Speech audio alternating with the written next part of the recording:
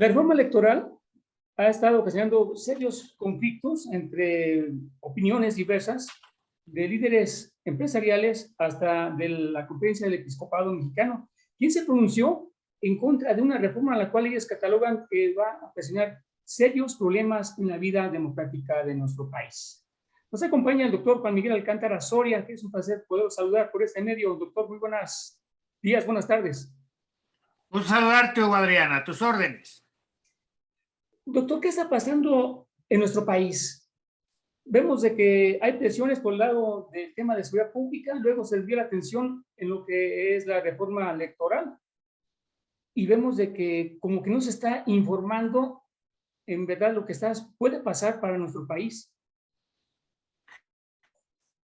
Está sucediendo es la destrucción de instituciones que nos costaron muchos años, décadas a los mexicanos construir y que no solo ya desfondó el sistema de salud, el sistema educativo, ya no hablemos de la inseguridad y las violencias, sino ahora una nueva acción destructora del presidente López Obrador, y que es desaparecer al INE para crear una institución distinta, el INEC, que es el Instituto Nacional Electoral y de Consulta, que no va a tener ni las mismas atribuciones, ni los mismos recursos, ni el mismo modelo para organizar las elecciones y las consultas.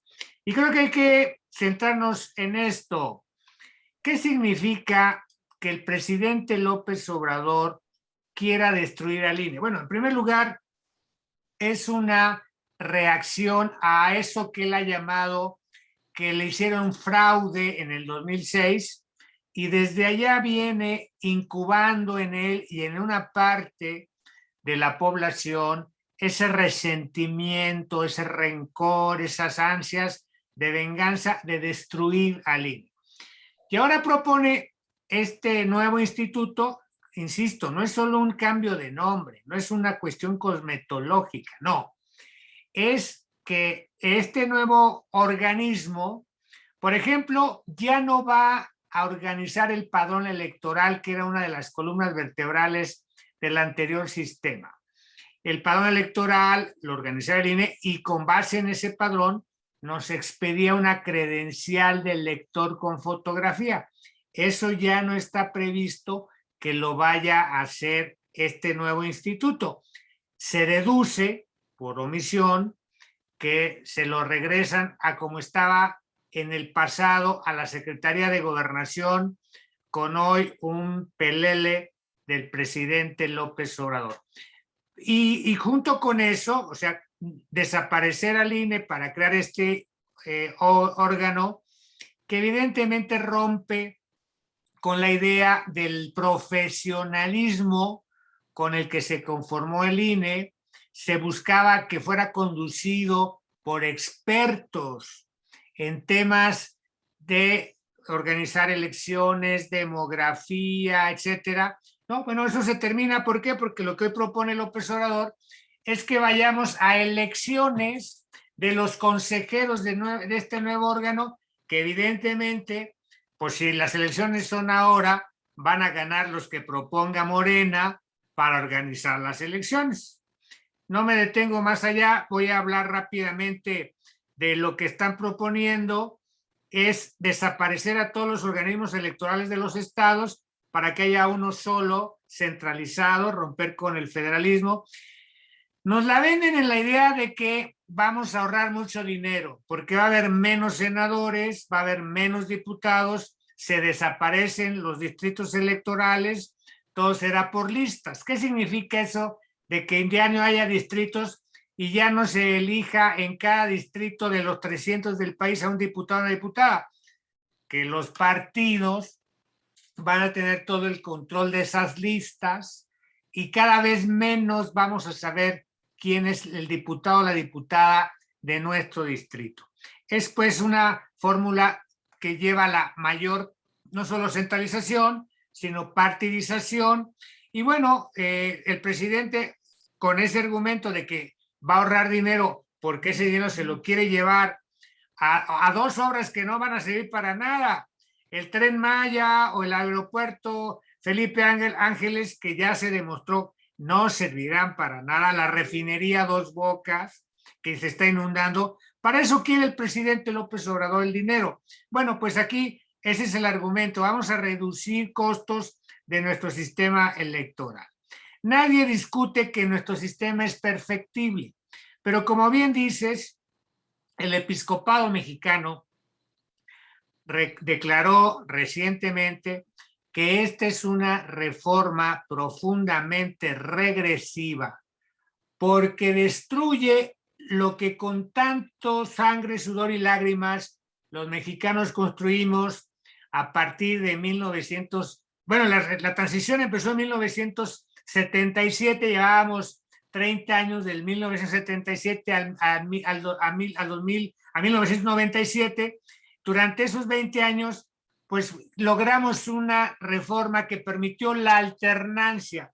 Salió el PRI, entró el PAN, regresó el PRI, llegó, ahora entró Morena, y el presidente López Obrador lo que quiere es que esa transición se haga a un lado para él poner las reglas del juego con las cuales poderse perpetuar. Y esto es lo que estamos hoy también teniendo como una amenaza y que por supuesto, Hugo Adrián, hay que contener. Doctor, habla sobre una disminución de gastos, de costos, pero hay partidos políticos que muchos lo catalogan que son satélites, otros parásitos que no sirven para nada más que venderse al mejor postor. Sí sería bueno que desaparecen esos institutos políticos. No, a ver, el tema aquí es que ya tienen bien hecho su cálculo López Obrador con sus paleros del Partido del Trabajo y del Partido Verde, que esos van a ir con él a todas porque de eso medran esos partidos. Lo grave, y esta es una de las cuestiones que no se está poniendo como argumento en la discusión, lo grave de la propuesta de López Obrador es que al reducirle el subsidio a los partidos, lo que va a provocar es que lo que ya vimos en la última elección del 2021, que el crimen organizado, los cárteles de Sinaloa, el cártel de Jalisco y los demás cárteles y grupos que les son aliados, van a financiar candidatos a regidores, a diputados locales, gobernadores. Ahí tenemos al gobernador de San Luis Potosí, que ya pasó por ese proceso de vinculación con el crimen organizado. Hoy las elecciones recientes fueron resueltas en Baja California, Sonora, Tamaulipas, Michoacán, Veracruz, por el crimen organizado porque les pone el dinero. Entonces, lo que está haciendo López Obrador es decir que no le paguemos a los partidos con recursos del pueblo y por lo tanto que dejemos que sea el crimen organizado el que decida quién quiere que sea su futuro diputado, alcalde, gobernador y hasta presidente de la República. Doctor, son palabras muy delicadas. Entonces, ¿a dónde nos podemos dirigir? Pues se puede en su momento, no sé, forzar a los diputados de oposición para que no se apruebe esa reforma. Esto es muy relevante que lo tengamos en cuenta, Adrián. Los ciudadanos que estamos conscientes, informados de los riesgos, de las amenazas que significa la propuesta de López Obrador y que ya la Conferencia Episcopal Mexicana ha anunciado, nos ha alertado de esas amenazas, lo que nos toca hacer es nuestro trabajo. ¿Qué significa esto? Pues, por supuesto, mostrar músculo, sangre, nervio ciudadano.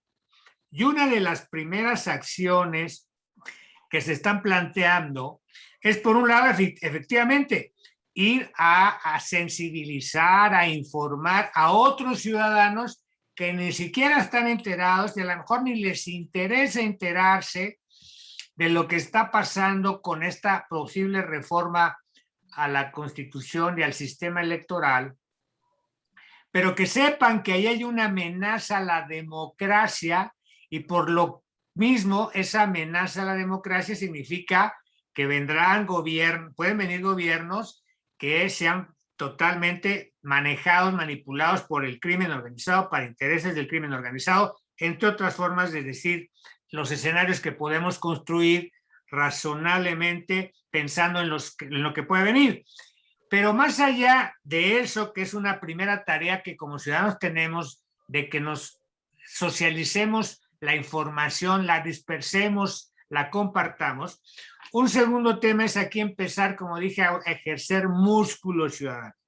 Hay una convocatoria de una multitud de organizaciones civiles, ciudadanas y de los partidos de oposición, particularmente del PAN, del PRD, de Movimiento Ciudadano, para que el próximo domingo 13 de noviembre nos movilicemos, no solo en la marcha que habrá en la Ciudad de México a partir de las 10:30 horas de ese domingo 13 de noviembre, desde el Ángel de la Independencia al monumento, bueno, a la Alameda, al monumento a Juárez, y si es más grande, se irá hasta el Zócalo.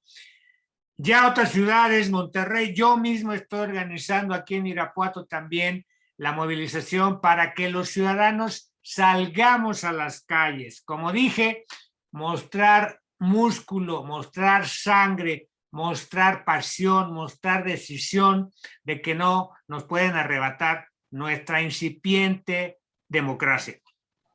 Doctor, pero conociendo o teniendo los antecedentes del presidente de la República y sus aliados, ya ve que la Constitución se la pasan por el arco del triunfo. ¿Cree que se puede tener eco con estas movilizaciones? Bueno, si los ciudadanos no nos movilizamos, si no mostramos sangre, nervio y músculo, nos van a aplastar. Y quien se hace gusano, que no se queje porque lo aplastan. No nos quejemos si nos convertimos en gusanos. Doctor, en el ámbito jurídico, ¿se puede presentar algún recurso que será ante la Corte Interamericana? Sí, por supuesto, ya están planteadas en las respuestas que las organizaciones ciudadanas están construyendo para el caso de que la reforma se aprobase, porque está claro que si el PRI, hoy liderado por un traidor como es Alejandro Moreno, que había dicho que no iban a aprobar ninguna reforma constitucional y sin embargo se aprobaron la de la militarización, si ahora volviese a traicionar su palabra el dirigente del PRI, bueno, pues evidentemente entonces la reforma constitucional puede pasar y ahí cabe que las organizaciones, incluso los gobiernos, las legislaturas estatales y por supuesto la minoría de diputados del Congreso de la Unión o la minoría de senadores, si llegara a pasar por el Senado, puedan plantear controversias constitucionales, acciones de inconstitucionalidad o amparos, ya si se trata de los ciudadanos. Sí hay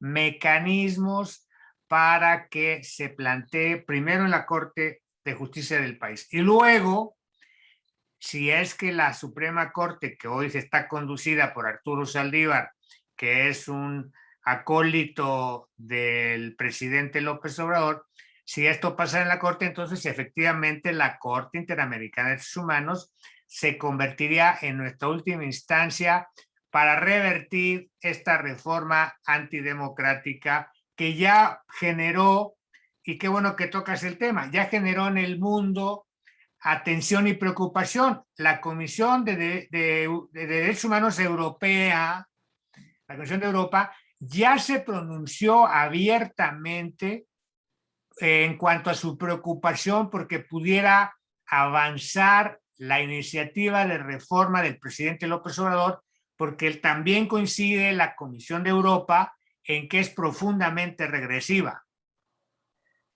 Pues doctor, ojalá se pueda tener eco y sobre todo, ¿cómo pudiésemos concientizar a los diputados de Morena, del Partido de Trabajo, de que vean que ellos también están peligrando el día de mañana? Mira, hay que ser realistas. los diputados de Morena, los senadores de Morena, los regidores de Morena, los alcaldes de Morena o alcaldesas, son fanáticos, no piensan, no por sí mismos, están deletreados por Epigmenio Ibarra, además de López Obrador, etcétera. De ellos no esperemos. Sí hay que alertarles que, por supuesto, si sabemos que nos están dañando, como ya dañaron el sistema de salud, ya dañaron el sistema de educación, ya nos complicaron la inseguridad, por supuesto, nos darán un motivo más para no votar por Morena y sus aliados, sus paleros del PT y de Verde en la próxima elección. Eso es lo único que nos queda en un sistema civilizado.